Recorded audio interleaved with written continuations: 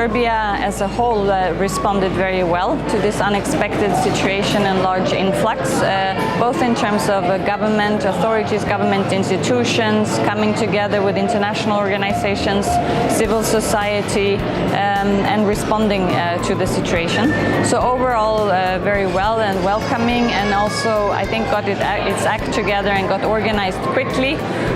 UNHCR provided support in coordinating the humanitarian response, and overall I think that the response came together effectively and quickly, and I think a lot of good lessons were also learned and can be drawn from this experience, and you can see that today that the country has a completely different experience. All actors, the authorities, the international organizations, civil society, I think we all learned a lot. We were pushed to adapt to the situation and to learn. So there are a lot of good lessons and experiences to be drawn on, and I think that now it's important to capitalize on those lessons learned and take the next step and see how we can, take the next step and further improve and strengthen the protection mechanisms and the system.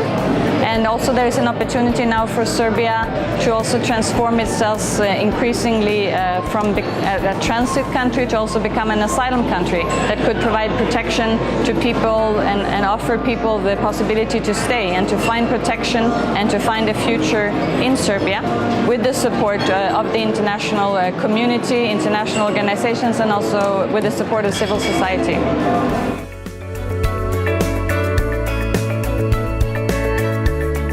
Well, I think it's a bit like tango. It takes two to tango.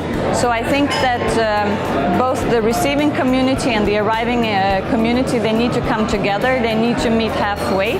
Both sides need to be open to interact. They need to be open to learn from each other. They need to be open to new cultures, new way of doing things.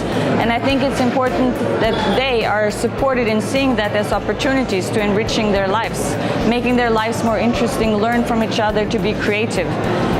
So there are great opportunities there. I think it's very important that refugees planning to stay in Serbia and who can be supported in staying in Serbia, that they are not ghettoized, that they are not put separated or put in ghettos, but that they are given the opportunity to assimilate, to blend in and to be part of the society, and that they are made to feel welcome.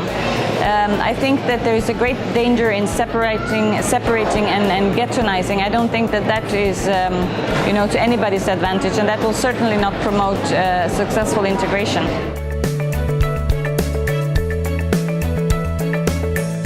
I think that the refugee situation can provide a great opportunity for Serbia. There is a lot of international attention, there's a lot of donor attention and interest directed at Serbia in the past year and continuously. There are international funds available to support refugee protection and refugee integration in Serbia, and I think that those funds can be used in a creative way to also create job opportunities, not only for the refugees but also for the local population. So yes, I think that there are great opportunities ahead of us.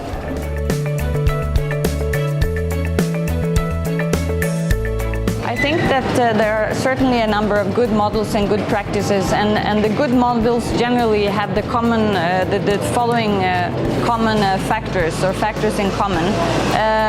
To provide support so that arriving refugees have the possibility to learn the local language, that they are supported in vocational training, education, that they have access to education and health services. Their children, of course, if they have access to education, they are usually the ones who pick up the local language the fastest, and that usually helps the overall integration of the entire family and community.